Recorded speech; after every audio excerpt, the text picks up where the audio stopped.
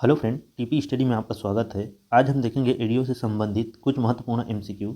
यदि आप हमारे चैनल में नए हैं तो हमारे चैनल को सब्सक्राइब करें ताकि ऐसे ही एमसीक्यू वीडियो आपको मिलती रहे।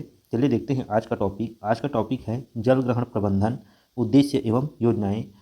इसका यह दूसरा एमसीक्यू है दोस्तों। यदि आप हमारे और एडीओ से संबंधित एमसीक्यू नहीं देखे हैं तो उसका प्लेलिस्ट मैं इस वीडियो के डिस्क्रिप्शन बॉक्स में डाल दूंगा, वहाँ से जाके देख सकते हैं। चलिए देखते हैं इससे संबंधित प्रश्न।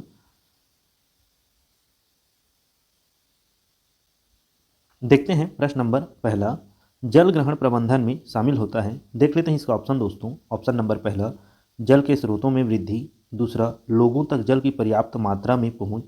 तीसरा, एक और दो दोनों। चौथा, इनमें से कोई नहीं। तो इसका आंसर होगा दोस्तों ऑप्शन नंबर तीसरा, एक और दो दोनों।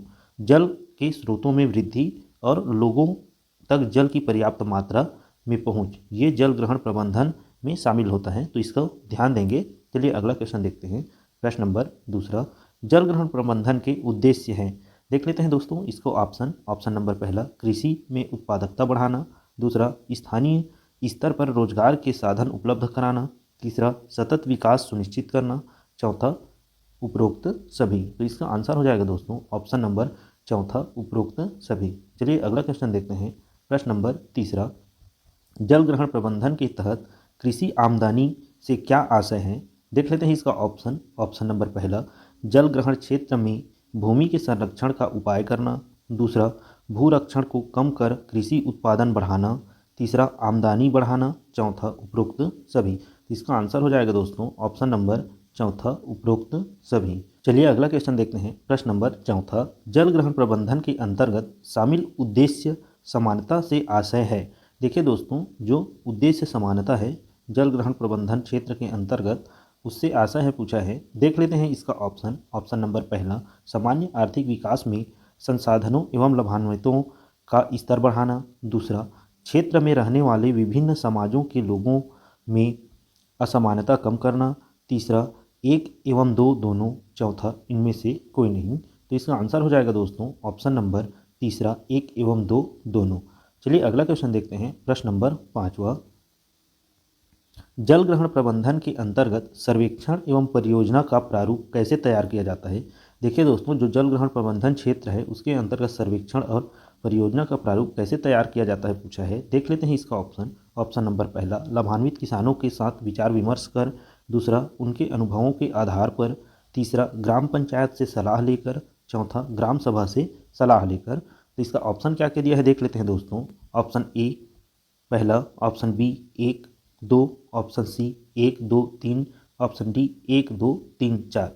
तो इसका आंसर हो जाएगा दोस्तों ऑप्शन नंबर बी एक दो, जो जल ग्रहण प्रबंधन के अंतर्गत सर्वेक्षण और परियोजना का प्रारूप लाभान्वित किसानों के साथ विचार विमर्श कर और उनके अनुभवों के आधार पर किया जाता है। इसको ध्यान देंगे। इसका आंसर होगा ऑप्शन नंबर बी एक और दो।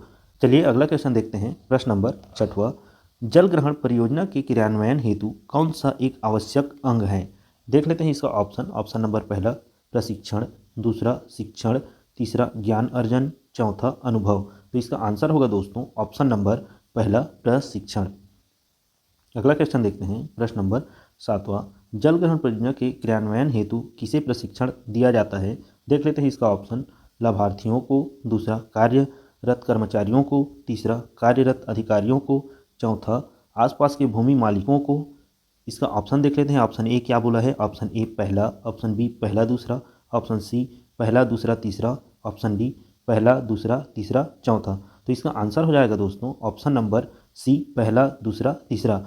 जो जल ग्रहण परियोजना के क्रियान्वयन हेतु प्रशिक्षण लाभार्थियों को दिया जाता है, कार्यरत कर्मचारियों को दिया जाता है, कार्यरत अधिकारियों को दिया जाता है, आसपास के भूमि मालिकों को नहीं दिया जाता। तो इसको ध्यान देंगे दोस्तों। चलिए देखते हैं प्रश्न नंबर आठवां, जल ग्रहण परियोजना के क्रियान्वयन हेतु किस उद्देश्य से प्रशिक्षण दिया जाता है। देखिए दोस्तों, जो ऊपर हमने देखे हैं जो तीनों हैं, उसको किस उद्देश्य से प्रशिक्षण दिया जाता है बोला गया है। देख लेते हैं इसका ऑप्शन नंबर पहला, भूमि और नमी संरक्षण की तकनीकी हेतु। दूसरा, सामुदायिक एवं व्यक्तिगत विकास कार्य हेतु। तीसरा, कंपोस्ट व घरेलू बागवानी हेतु। चौथा, उपरोक्त सभी। तो इसका आंसर हो जाएगा दोस्तों ऑप्शन नंबर चौथा, उपरोक्त सभी। चलिए अगला क्वेश्चन देखते हैं। प्रश्न नंबर नौवां, जल ग्रहण कार्यों में स्थायी लाभ प्राप्त करने हेतु किसकी सहभागिता आवश्यक होती है? देख लेते हैं इसका ऑप्शन दोस्तों। ऑप्शन नंबर पहला स्थानीय समुदाय, दूसरा जनपद पंचायत समिति, तीसरा महिला स्व सहायता समूह, चौथा उपरोक्त सभी। तो इसका आंसर हो जाएगा दोस्तों ऑप्शन नंबर पहला स्थानीय समुदाय। जो जल ग्रहण कार्यों में स्थायी लाभ प्राप्त करने हेतु जो सहभागिता होती है उसमें स्थानीय समुदाय की सहभागिता होती है दोस्तों, तो ध्यान देंगे इसको। चलिए अगला क्वेश्चन देखते हैं। प्रश्न नंबर 10वां, मरुस्थल विकास कार्यक्रम को किस वर्ष शुरू किया गया? देख लेते हैं इसका ऑप्शन। ऑप्शन नंबर पहला 1991-92, दूसरा 1977-78, तीसरा 1973-74, चौथा 1989-90। तो इसका आंसर होगा दोस्तों ऑप्शन नंबर दूसरा 1977-78।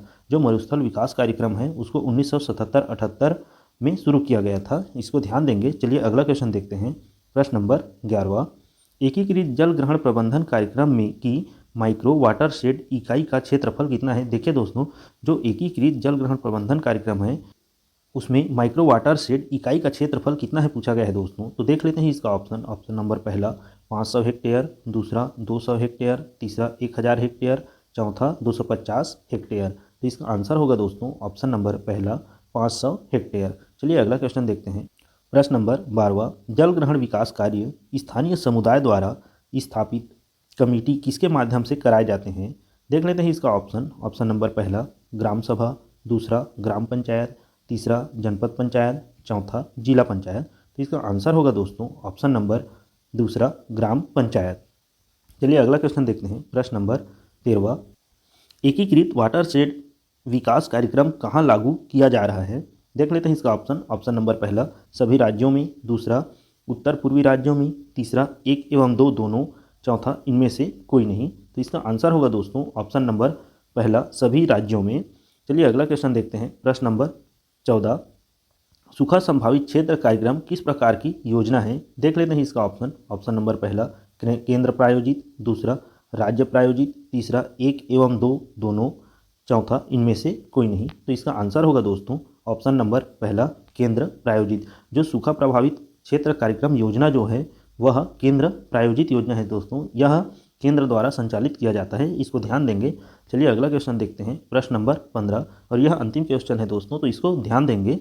सूखा संभावित क्षेत्र कार्यक्रम का क्रियान्वयन कब किया गया? देख लेते हैं इसका ऑप्शन। ऑप्शन नंबर पहला 1972-73, दूसरा 1973-74, तीसरा 1974-75, चौथा 1989-90। तो इसको ध्यान देंगे दोस्तों, इसका आंसर होगा ऑप्शन नंबर दूसरा 1973-74। चलिए आज का क्लास यहीं तक रखते हैं दोस्तों। यदि आपको हमारा यह वीडियो पसंद आया होगा तो हमारे चैनल को सब्सक्राइब करें ताकि ऐसे ही MCQ वीडियो आपको मिलती रहे। धन्यवाद दोस्तों।